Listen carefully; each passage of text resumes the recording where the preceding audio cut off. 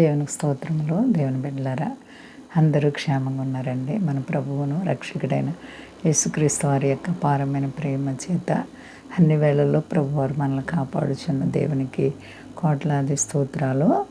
అందరూ బాగున్నారండి. ఈరోజు దేవుని వాగ్దానం కీర్తనల గ్రంథము 16వ అధ్యాయము 11వ వచనం. నీ సన్నిధిని సంపూర్ణ సంతోషము కలదు, నీ కుడి చేతిలో నిత్యము సుఖములు కలవు. దేవునికి స్తోత్రం. హల్లెలూయా. ఎంత గొప్ప వాగ్దానమో చూడండి. మరి దేవుని యొక్క సన్నిధి ఎప్పటికీ కూడా మనకి ఆశీర్వాదాలు ఇచ్చేది, దీవెనలు ఇచ్చేది. నిత్యము సుఖములు కలవంట ఆయన సన్నిధిలో. ఎంత గొప్ప వాగ్దానం. మరి ఆయన సన్నిధి కొరకు నువ్వు కనిపెట్టుచున్నావా? దేవుని బిడ్డ, నీవు దేవునిపై ఆధారపడాలి.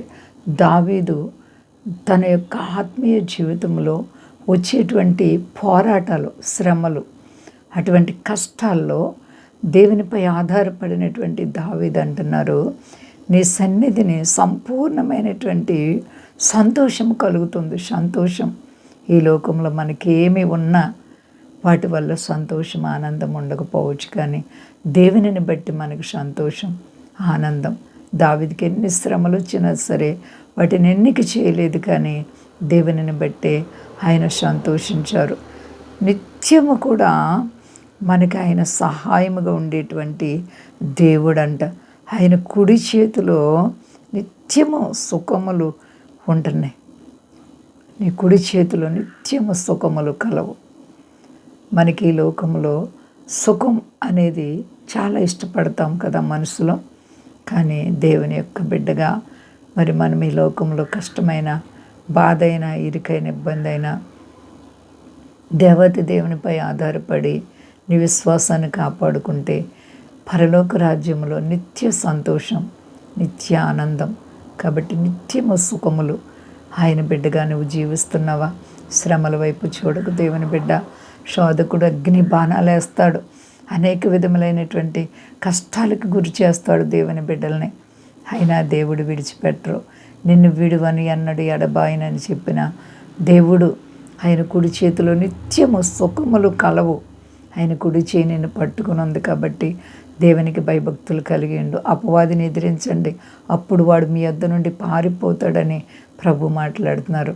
కాబట్టి సాతాన్ని జయించాలంటే ప్రార్థనే మన ఆయుధం, ప్రార్థనే మన బలం. ప్రార్థన ద్వారా జయించలేనిది ఏమీ లేదు. కాబట్టి అందరము కూడా దైవ చిత్తానుసారమైనటువంటి జీవితాన్ని కలిగి రాకడ కొరకు సిద్ధపడదాం. అంతా క్షేమంగా ఉన్నారండి. ప్రార్థించుకుందాం.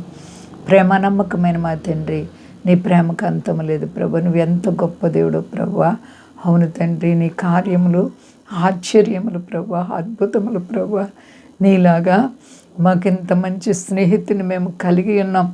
నీలా మంచి ప్రేమ, స్నేహం కలిగినది మరి ఎవ్వరున్నారు ప్రభువా? ఏ మనుషులు నమ్మదగిన వారు కాదు. మనుషులు నమ్మటికంటే యెహోవాను ఆశ్రయించటం మేలు అంటున్నావు. రాజులు నమ్మటికంటే యెహోవాను ఆశ్రయించటం మేలు అంటున్నావు ప్రభా.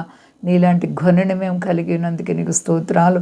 గొప్ప దేవా, ఇదిగో తండ్రి నాయన, మా దేశాన్ని, దేశ నాయకులను కాపాడండి. మా దేశ ప్రజలందరినీ రక్షించండి. మీ దాసులను కాపాడండి. కష్టాలు, బాధలు, ఇరుకులు, ఇబ్బందులు, రుణాలు ఉన్న బిడ్డలకు నీ నామములో విడుదల కలుగును గాక. అందరికీ క్షేమాన్ని ఇవ్వండి. విదేశాల బిడ్డలను కాపాడి సర్వప్రపంచాన్ని చల్లగా కాపాడని మహిమ పొంది శక్తి కలిసేనామని నడుచున్నాను తండ్రి. ఆమేన్. అందరికీ వందనాలండి. మా కొరకు, పరిచయం కొరకు అందరూ ప్రార్థించండి.